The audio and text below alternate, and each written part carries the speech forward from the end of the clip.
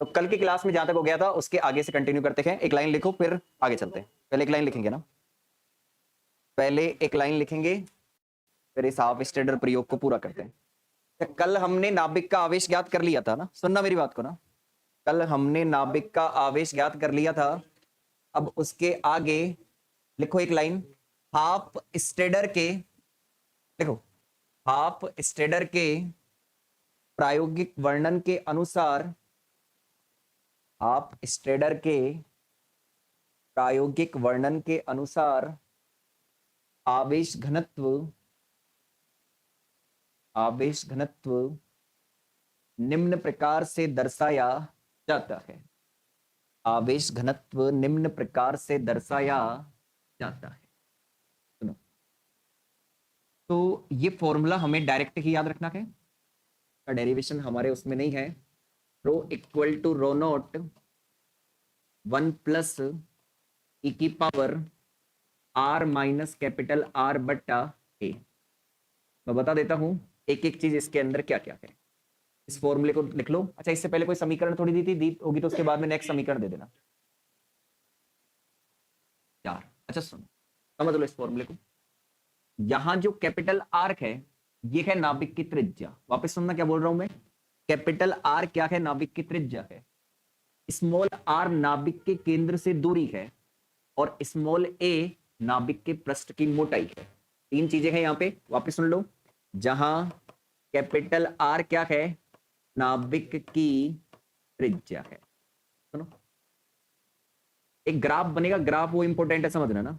Small are है नाभिक के केंद्र से दूरी, नाभिक के सेंटर से डिस्टेंस है। अच्छा सुनो, और ए क्या है, नाभिक के पृष्ठ की मोटाई, नाभिक के पृष्ठ की मोटाई, ये भी लिख लो ना, पृष्ठ की मोटाई, नाभिक के पृष्ठ की मोटाई।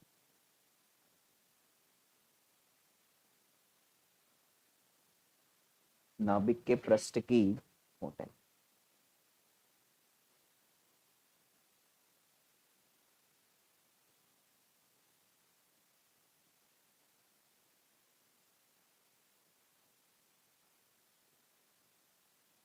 ठीक है, आओ देखो अब समझना।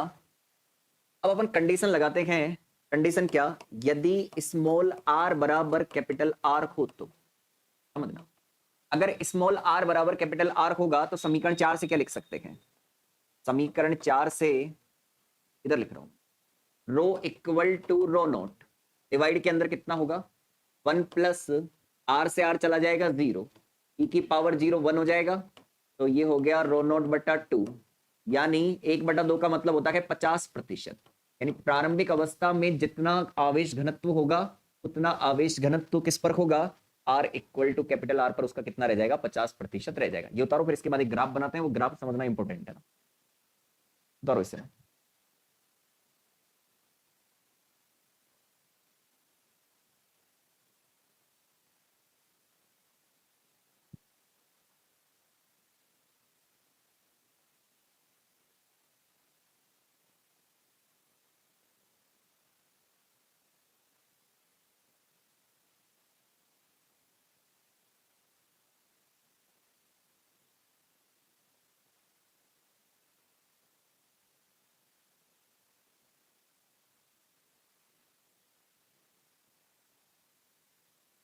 चलेगा, आओ अब मैं एक ग्राफ समझा रहा हूं ना, पहले उस ग्राफ को समझने की कोशिश।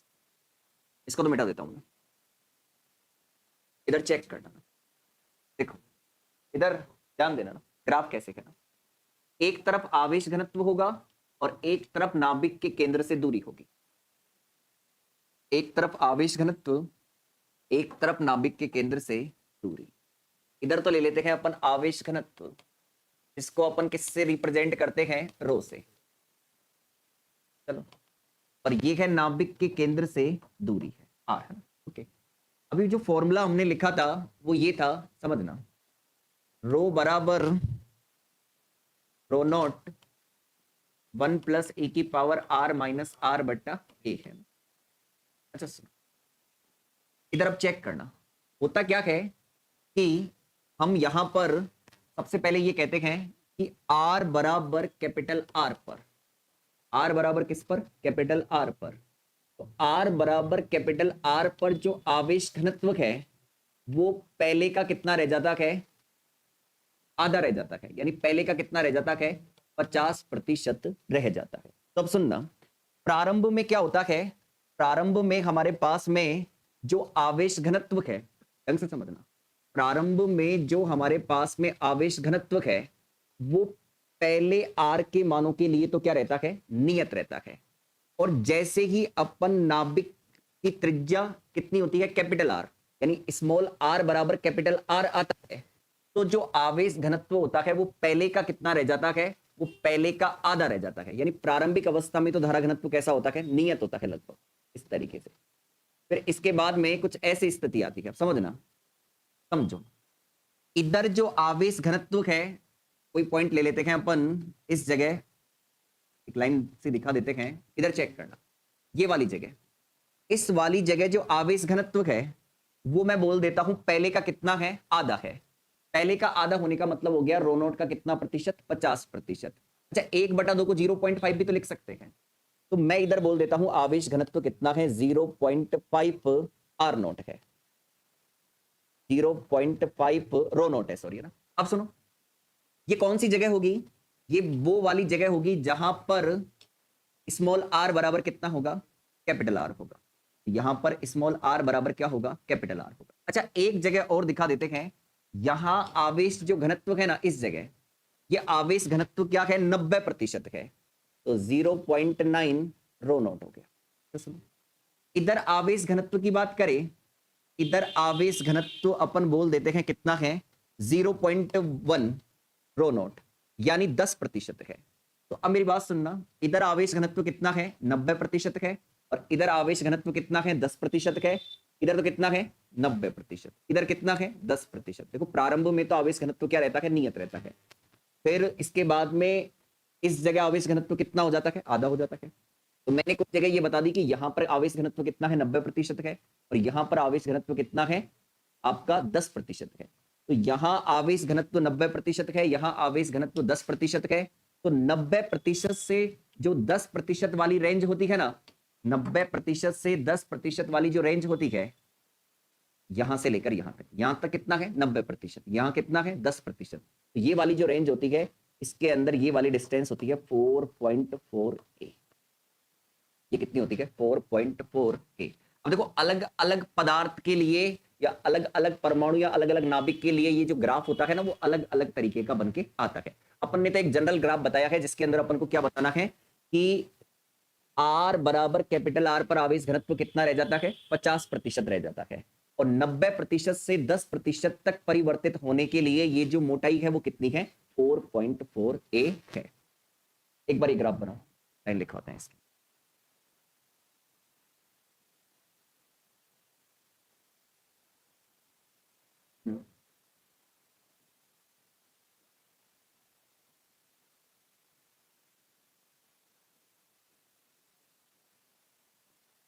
हम्म हम्म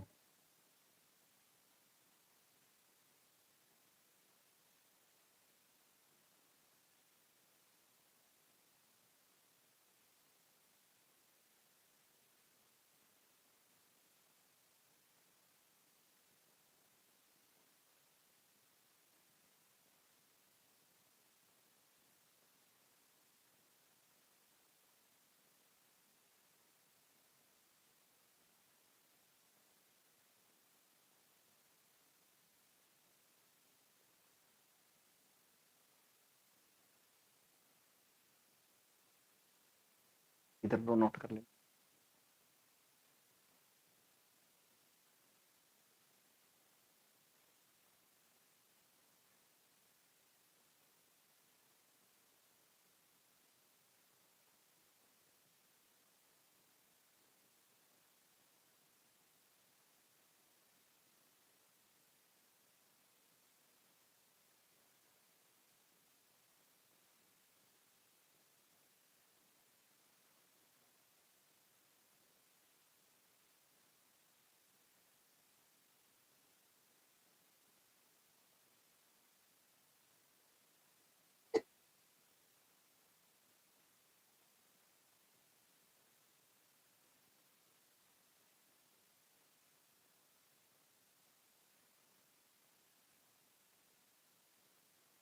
आवाज नहीं ना, लिखो।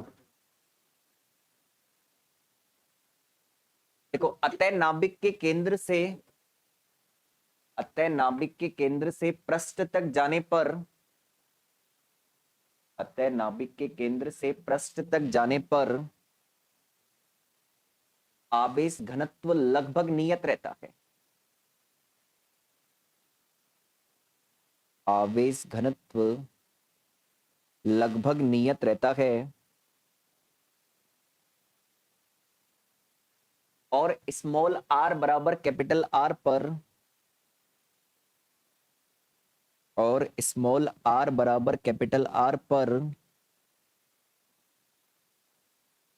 और स्मॉल आर बराबर कैपिटल आर पर आवेश घनत्व, आवेश घनत्व का मान, आवेश घनत्व का मान अधिकतम का 50% हो जाता है। आवेश घनत्व का मान अधिकतम का 50% हो जाता है। अधिकतम का 50% हो जाता है। लाइन चेंज करके लिखना। इस अवस्था में हम कह सकते हैं कि, इस अवस्था में हम कह सकते हैं कि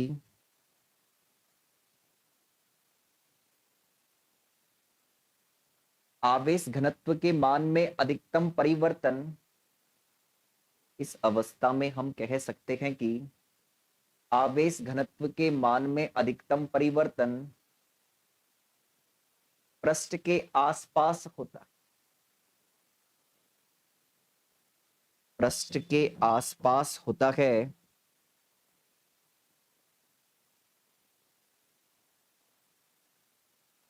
जो कि 90% से 10% तक, जो कि 90% से 10% तक परिवर्तित होता है, जो कि 90% से 10% तक परिवर्तित होता है। लगभग, लगभग 4.4 स्मॉल ए, लगभग 4.4 स्मॉल ए दूरी में, लगभग 4.4 स्मॉल ए दूरी में आवेश घनत्व में परिवर्तन, में आवेश घनत्व में परिवर्तन, में आवेश घनत्व में परिवर्तन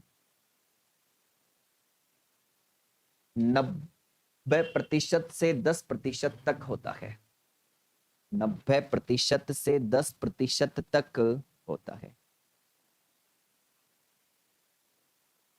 10% तक होता है। ठीक है।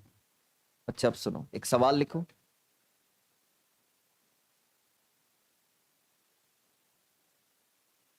हाँ जी, आवाज नहीं करनी, एक सवाल लिखना है।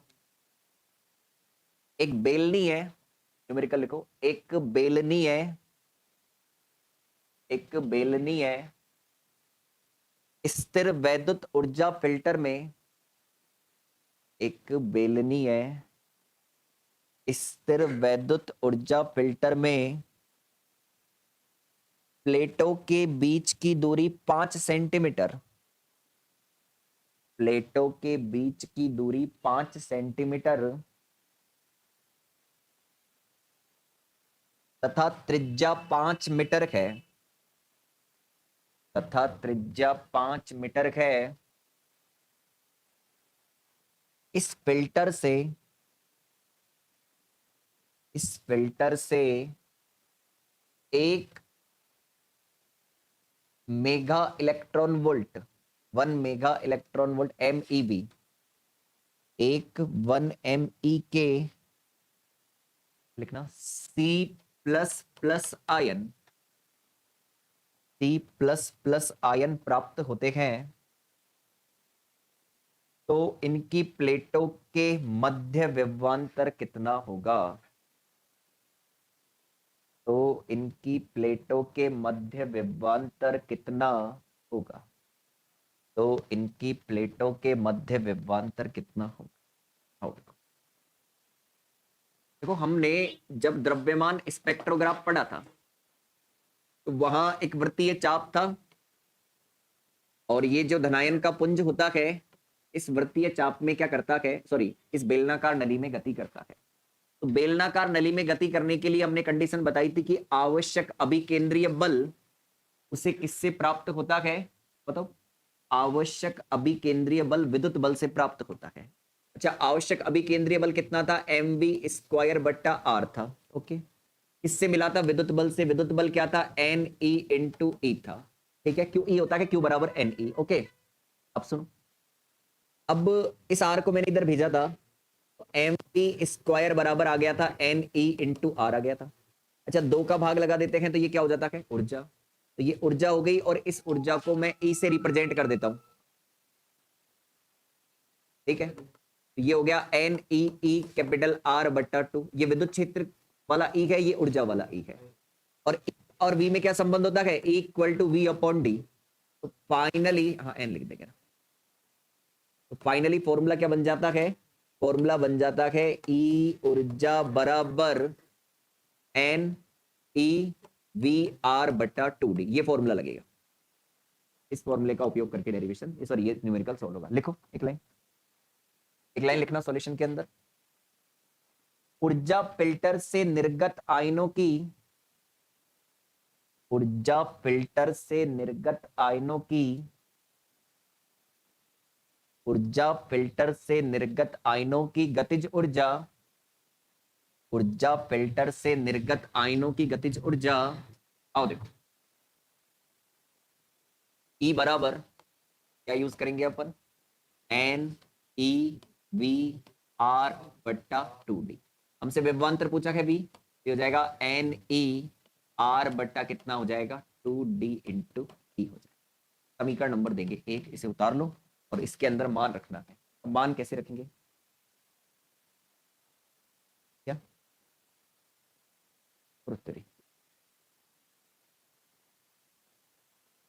2DE/NER समीकरण। अच्छा सुनो, अब दिया है, क्या क्या दिया गया है वो चेक कर लो। क्या क्या दिया? पहली लाइन के अंदर कहा है प्लेटों के बीच की दूरी कितनी होती है? D।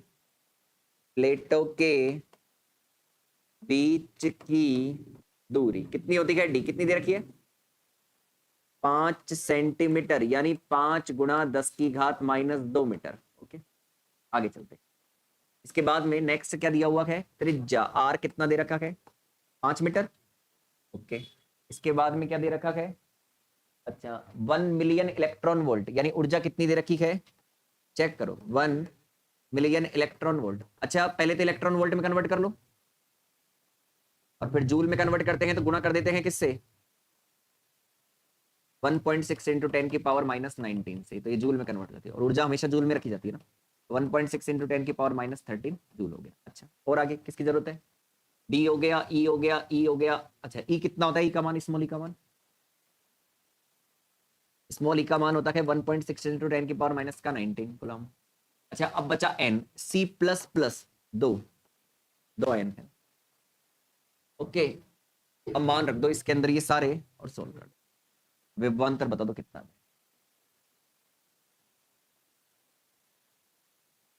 2 आयन है या C++ आयन प्राप्त होते हैं। एन का मान 2 रखता है। अरे इधर आवाज नहीं करे ना।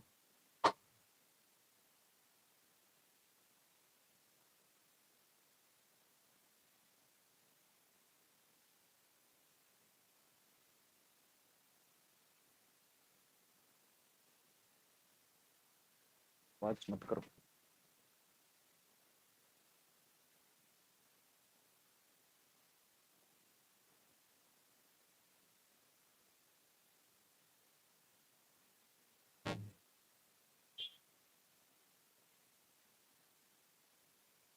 कितना आएगा?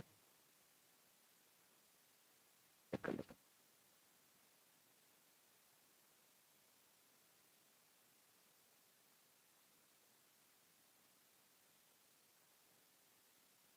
दस की घात 4 वोल्ट आएगा आंसर, 10,000 वोल्ट।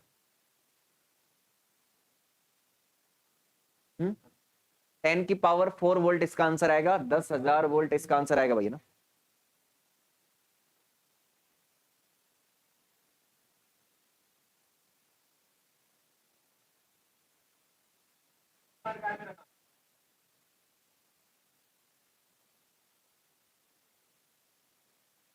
दस की घात 4 वोल्ट इसका आंसर आएगा। ठीक है, 10 की पावर 4 वोल्ट इसका आंसर आ जाएगा ज्ञात करने पर। अच्छा, हेडिंग लगाओ अगली, रदरफोर्ड प्रकीर्णन। रदरफोर्ड प्रकीर्णन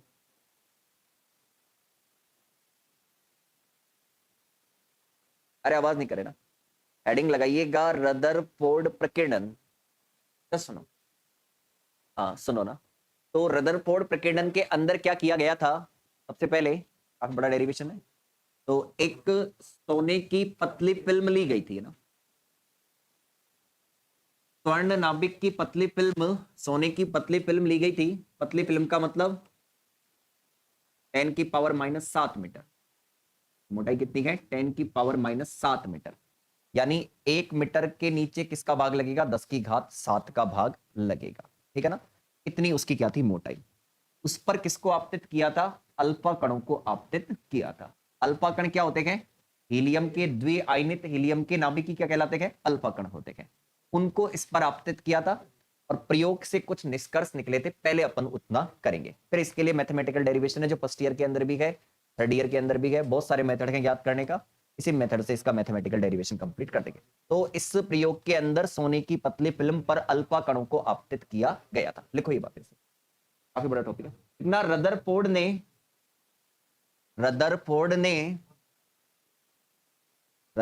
ने धातु की पतली पन्नी, रदरफोर्ड ने धातु की पतली पन्नी के द्वारा, रदरफोर्ड ने धातु की पतली पन्नी के द्वारा अल्फा कणों के प्रकीर्णन के अध्ययन से, अल्फा कणों के प्रकीर्णन के अध्ययन से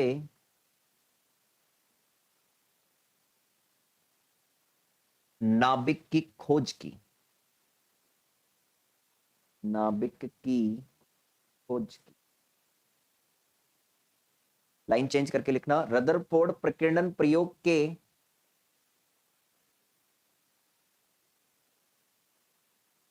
रदरफोर्ड प्रयोग के, सॉरी, रदरफोर्ड प्रकीर्णन प्रयोग के, रदरफोर्ड प्रकीर्णन प्रयोग के 3 मुख्य भाग हैं। रदरफोर्ड प्रकीर्णन प्रयोग के 3 मुख्य भाग हैं।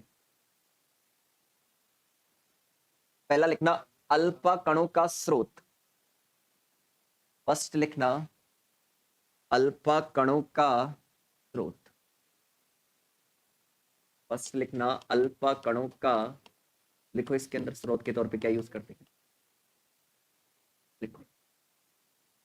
रदरफोर्ड ने पोलोनियम, रेडियो एक्टिव पदार्थ है, रदरफोर्ड ने पोलोनियम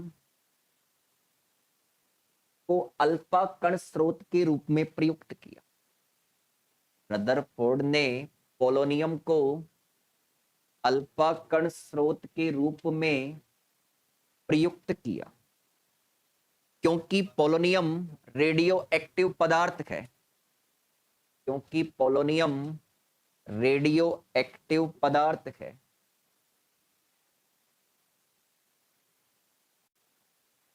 क्योंकि पोलोनियम रेडियो एक्टिव पदार्थ है। सेकंड लिखो सोने की पतली पन्नी, सेकंड लिखना सोने की पतली पन्नी, सोने की पतली पन्नी लिखना। अल्फा कणों के पथ में, अल्फा कणों के पथ में, आवाज नहीं, अल्फा कणों के पथ में स्वर्ण धातु की अत्यंत पतली पन्नी रख देते हैं। अत्यंत पतली पन्नी रख देते हैं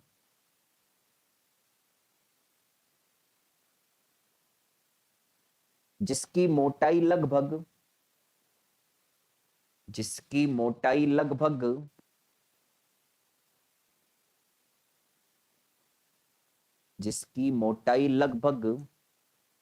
10⁻⁻7 मीटर होती है।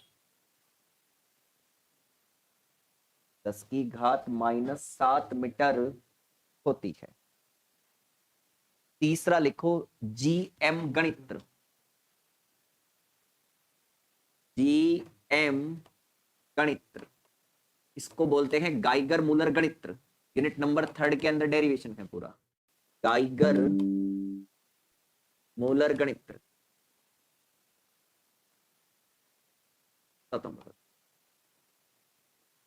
ठीक है। ये प्रयोग भी है, प्रैक्टिकल भी होता है गाइगर मूलर गणित्र का। बीएससी के अंदर सेकंड ईयर थर्ड ईयर किसी ईयर के अंदर होगा। और जीएम काउंटर बोलते हैं गणित्र को। काउंटर का मतलब होता है काउंट करना। अल्फा कणों की संख्या को काउंट करने के लिए किसका उपयोग करते हैं? जीएम काउंटर का उपयोग करते हैं। अच्छा, इसे कहां रखते हैं? जो सोने की पतली फिल्म है उसके पीछे रख देते हैं। अब जैसे ही अल्फा कण उस सोने की पतली फिल्म से प्रकीर्णित होंगे तो प्रकीर्णित होकर वो क्या होते हैं? विभिन्न विभिन्न कोणों पर प्रकीर्णित होते हैं, तब अलग अलग दिशाओं में चले जाते हैं। तो इस जीएम काउंटर के माध्यम से हम ये पता कर लेते हैं कि इस कोण पर इस दिशा में कितने अल्फा कण आए हैं। तो अल्फा कणों की संख्या को काउंट करने के लिए किसका उपयोग करते हैं? जीएम काउंटर का उपयोग करते हैं। गाइगर मूलर गणित्र का उपयोग करते हैं। इसका काम क्या है? अल्फा कणों की संख्या काउंट करके बताना। लिखो इसे। स्वर्ण पन्नी के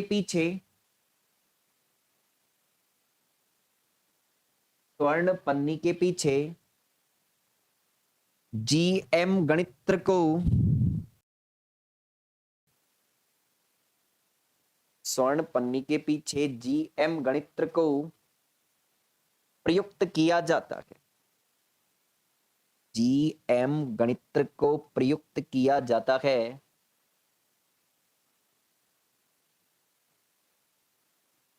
लिखो आगे। जब अल्फा कण पर्दे पर आपतित होते हैं,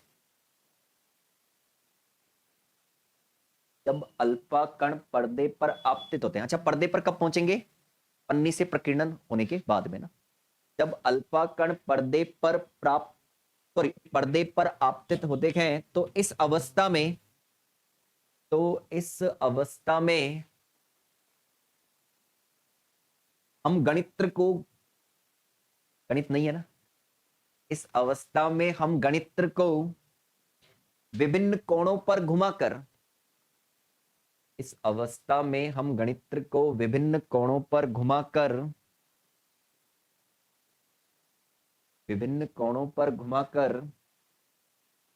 उस दिशा में प्रकीर्णित अल्फा कणों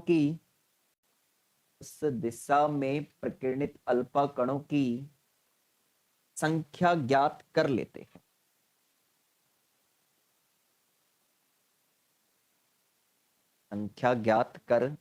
हैं। लिखो विधि लिखना। रेडियो एक्टिव पोलोनियम से प्राप्त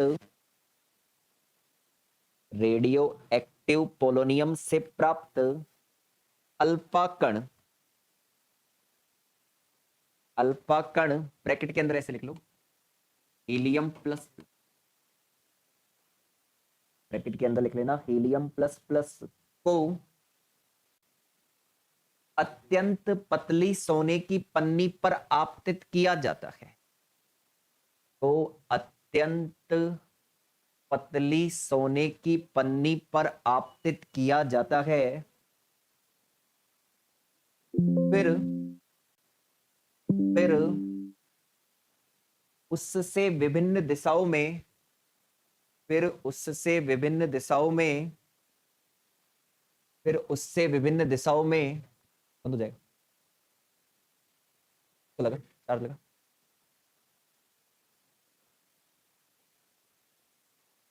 तो फिर उससे विभिन्न दिशाओं में प्रकीर्णित अल्फा कणों की संख्या को, फिर उससे विभिन्न दिशाओं में प्रकीर्णित अल्फा कणों की संख्या को जीएम गणित्र के द्वारा, जीएम गणित्र के द्वारा ज्ञात कर लिया जाता है। जीएम गणित्र के द्वारा ज्ञात कर लिया जाता है। जीएम गणित्र के द्वारा ज्ञात कर लिया जाता है। ओके, अब आ जाओ एक डायग्राम सा बना देते हैं अच्छा खासा। सुनो, इधर ध्यान देना ना, आपको भी कुछ नहीं बनाना, पहले पहले मैं बनाऊंगा उसके बाद ही बनाना। अच्छा इधर ध्यान दो, सुनो, अरे इधर इधर इधर इधर बात।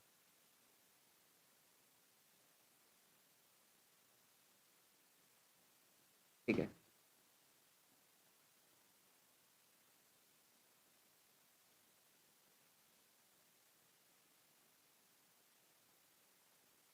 आवाज नहीं करनी भाई, है ना। ये है हमारा स्रोत, आवाज नहीं करें। ये है स्रोत और इधर रखा हुआ है पोलोनियम का नाम।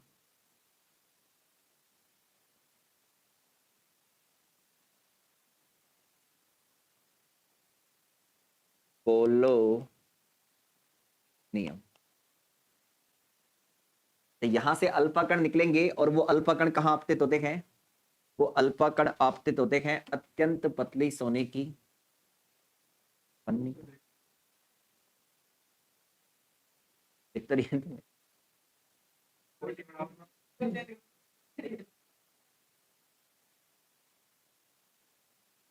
ये है सोने की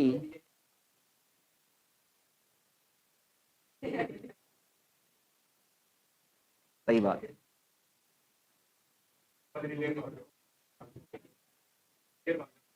पतली।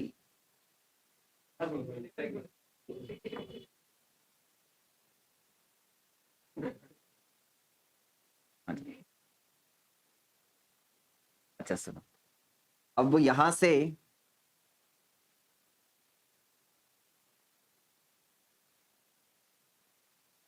तो अल्फा कण प्रकीर्णित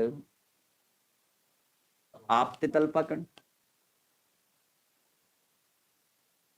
ये है प्रकीर्णित अल्फा कण। देखो अलग अलग एंगल पर होते हैं, मैं केवल एक ही दिखा रहा हूं।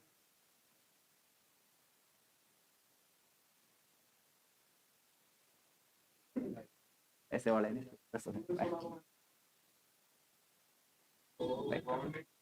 बना लो इसे। हाँ हाँ बिल्कुल बिल्कुल बिल्कुल, ऐसे कैसे।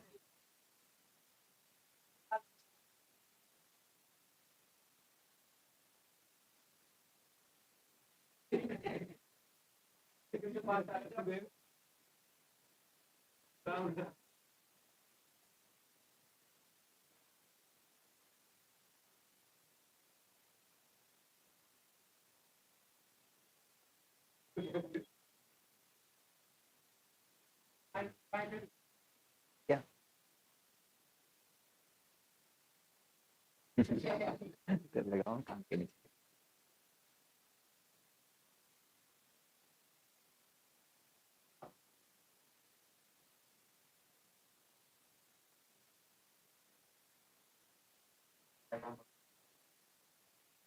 देखो इसे कंप्लीट।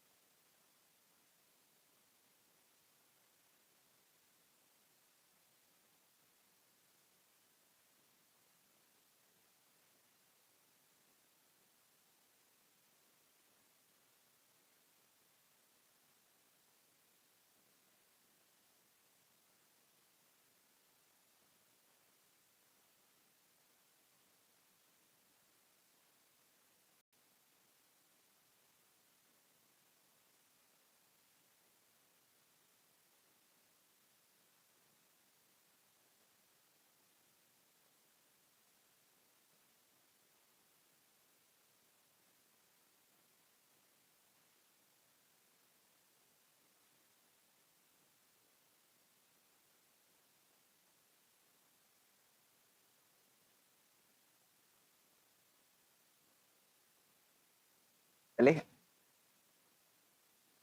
लिख इसे?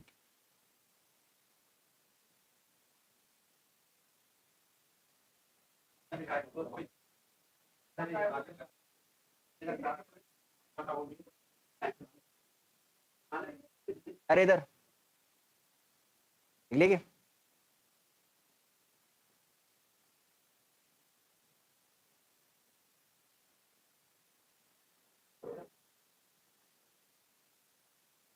चले क्या आगे?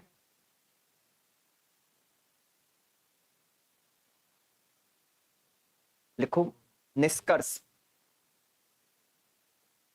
निष्कर्ष हेडिंग लगाना, निष्कर्ष।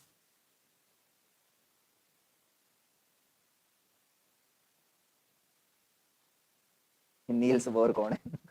Einstein Niels Bohr.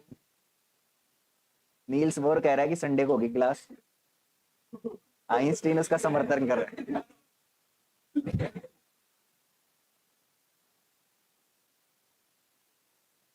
चलो लिखो, लिखो निष्कर्ष। निष्कर्ष है ना, लिखो, लिखो। जब अल्फा कणों को, निष्कर्ष लिखो ना, जब अल्फा कणों को अत्यंत पतली, जब अल्फा कणों को अत्यंत पतली सोने की पन्नी पर आपतित किया जाता है, जब अल्फा कणों को अत्यंत पतली सोने की पतली पन्नी पर आपतित किया जाता है, तो उसमें, तो उससे, तो उससे, तो उससे कुछ प्रेक्षण प्राप्त किए गए।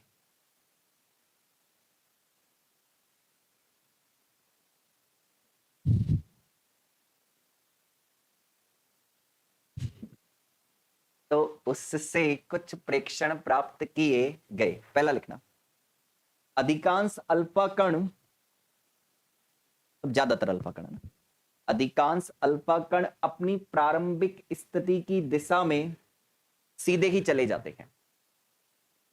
अधिकांश अल्फा कण अपनी प्रारंभिक गति की दिशा में सीधे ही चले जाते हैं। अच्छा, इनका प्रकीर्णन कोण कितना होगा जो सीधे चले जाते हैं? 0। सीधे जाएंगे उनके लिए कितना होगा? 0। ओके। अधिकांश अल्फा कण अपनी प्रारंभिक स्थिति की दिशा में सीधे ही चले जाते हैं। आगे लिखो,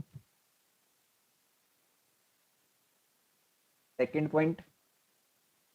कुछ अल्फा कण, देख ले, कुछ अल्फा कण अपनी प्रारंभिक स्थिति की दिशा से, कुछ अल्फा कण अपनी प्रारंभिक स्थिति की दिशा से, कुछ अल्फा कण अपनी प्रारंभिक स्थिति की दिशा से अल्प कोण पर प्रकीर्णित हो जाते हैं।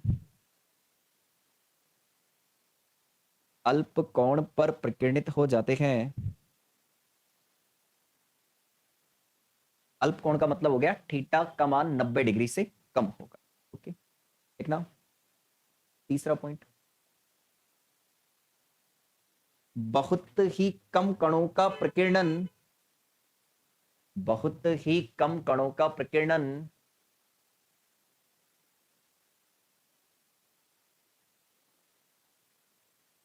90 डिग्री से अधिक होता है। प्रकीर्णन 90 डिग्री से अधिक होता है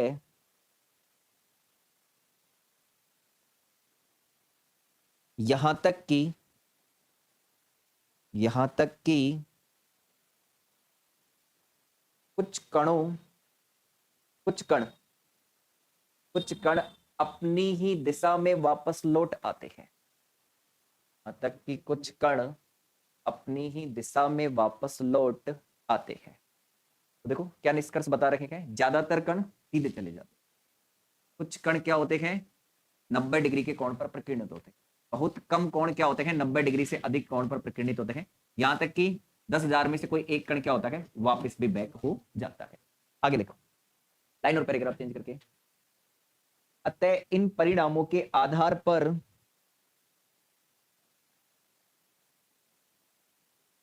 अतः इन परिणामों के आधार पर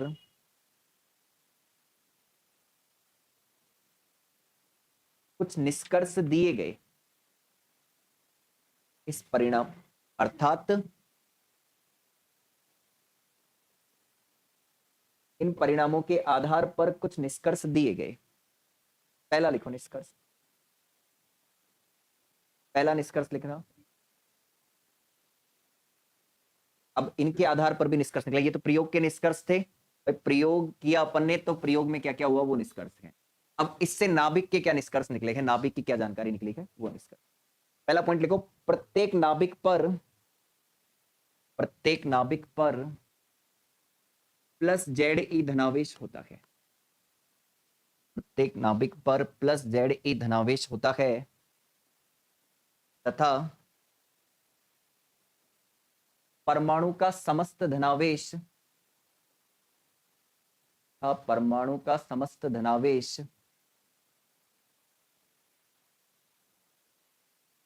उसके नाभिक में केंद्रित होता है, तथा परमाणु का समस्त धनावेश उसके नाभिक में केंद्रित होता है। सेकंड पॉइंट लिखो, परमाणु का समस्त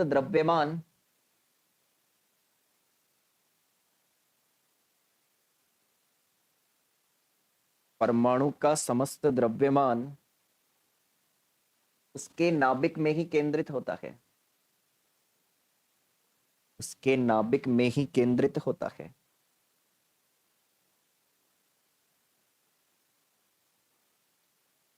तीसरा लिखो, नाभिक के अंदर का कुल धनावेश नाभिक के अंदर का कुल धनावेश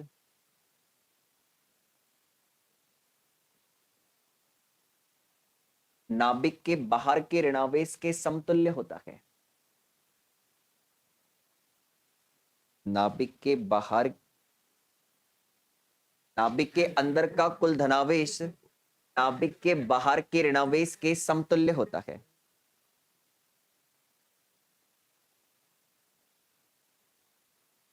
नाभिक के बाहर के ऋणावेश के समतुल्य होता है, जिसके कारण परमाणु उदासीन होता है।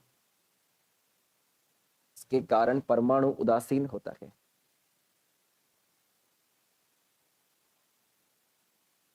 पिट जाएगा, कुछ भी नहीं है। जिसके कारण परमाणु उदासीन होता है। आगे लिखो लास्ट पॉइंट। अरे आवाज नहीं, लिखो।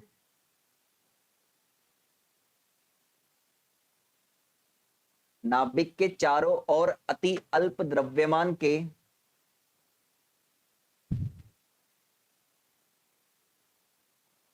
नाभिक के चारों ओर अति अल्प द्रव्यमान के ऋणावेश नाभिक के चारों ओर अति अल्प द्रव्यमान के ऋणावेश परिमित कक्षाओं में घूर्णन करते हैं। परिमित कक्षाओं में घूर्णन करते हैं।